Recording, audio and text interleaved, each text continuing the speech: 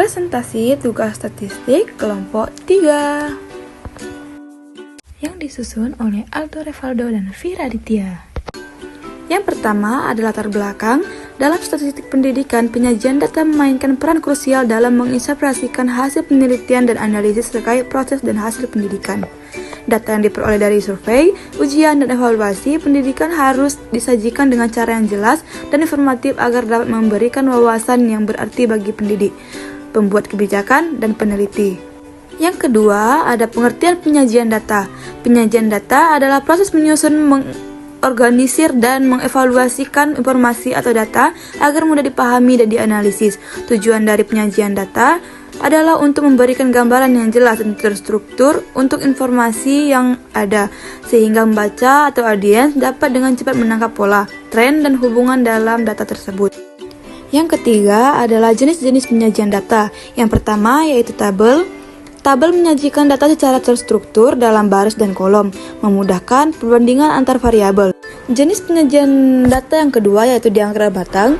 Diagram batang, definisi diagram batang, penyajian data dapat menggunakan gambar atau balok disebut diagram batang. Untuk menggambar diagram batang diperlukan sumbu datar atau sumbu tegak. Sumbu datar dan sumbu tegak dibagi menjadi beberapa skala bagian yang sama. Selanjutnya yaitu jenis penyajian data yang ketiga yaitu diagram lingkaran. Diagram lingkaran biasanya digunakan untuk menyajikan data yang dapat dikategorikan atau dikelompokkan. Penggunaan diagram lingkaran pada umumnya ditunjukkan untuk mengetahui proporsi suatu data terhadap keseluruhan data, apakah dominan atau tidak. Berikutnya adalah kelebihan dan kekurangan dari jenis-jenis penyajian data. Berikut adalah kelebihan dan kekurangan dari masing-masing jenis penyajian data. Yang pertama yaitu tabel. Kelebihan menyajikan data secara terperinci dan sistematis, memudahkan perbandingan nilai numerik. Kekurangannya kurang menarik secara visual, sulit untuk melihat tren atau pola dengan. Yang kedua adalah kelebihan dan kekurangan dari diagram batang. Kelebihan memudahkan perbandingan antara kategori visualisasi yang jelas dan mudah dipahami. Kekurangannya tidak ideal untuk menunjukkan proporsi keseluruhan. Informasi detail dapat hilang jika terlalu banyak kategori. Yang ketiga ada kelebihan dan kekurangan diagram lingkaran. Kelebihannya menunjukkan proporsi dan komposisi dari keseluruhan. Visual yang intuitif, mudah dipahami. Kekurangannya sulit untuk membandingkan nilai yang dekat satu sama lain. Tidak cocok untuk data yang memiliki banyak kategori. Yang keempat ada kelebihan dan kekurangan diagram garis. Kelebihannya menunjukkan tren dan perubahan data sepanjang waktu, baik untuk analisis data berkelanjutan.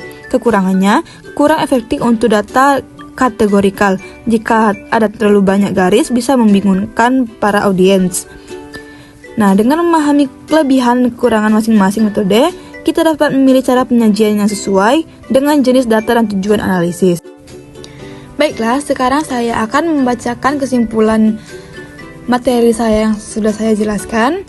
Penyajian data adalah proses menyusun, mengorganisir, dan memvisualisasikan informasi atau data agar mudah dipahami dan dianalisis.